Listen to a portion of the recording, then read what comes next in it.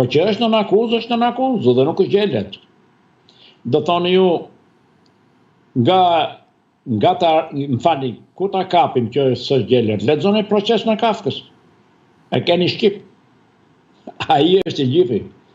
Genialitetet tje e kapi çdo të thotë në akuzë. Këta janë në akuzë dhe prandaj kanë deviacione për të cilat kultura e lartë perëndimore i fal, sepse e ka psikika e njeriu të akuzuar. Por kur kanë avokat fuqishëm që din t'i frenojnë, nuk e bëjnë. Kjo është. Avokat, kam në një pyetje të fundit, dalim pak nga konteksti shqiptar, shkojmë në kontekstin rajonal.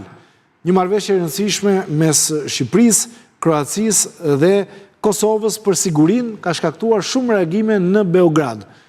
Çfarë do thotë kjo? Po erdhën te Teuta e madhe e Ilirisë. Është Iliria kjo bashkim, ta dini. Ajo është Iliria që na e kanë coptuar. Është pjesa e më shumë se gjysma e Ilirisë. Gati ndoshta 60%. Dhe të shikojmë, ata e pranojnë, jo në zotri, po e ke parti që ka një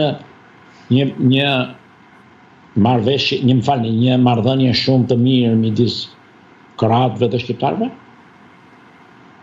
Nga ka dalë? E di çfarë janë kroatët?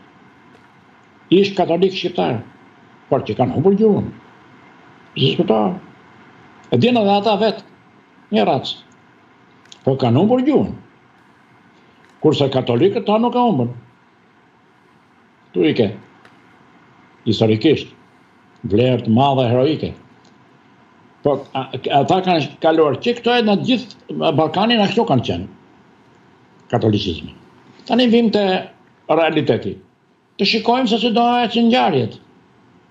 Por aleanca ushtarake që kanë bërë, kanë ngritur tensionin në Beograd, apo jo? Qartë. Kanë ngritur tensionin në Beograd. Pse?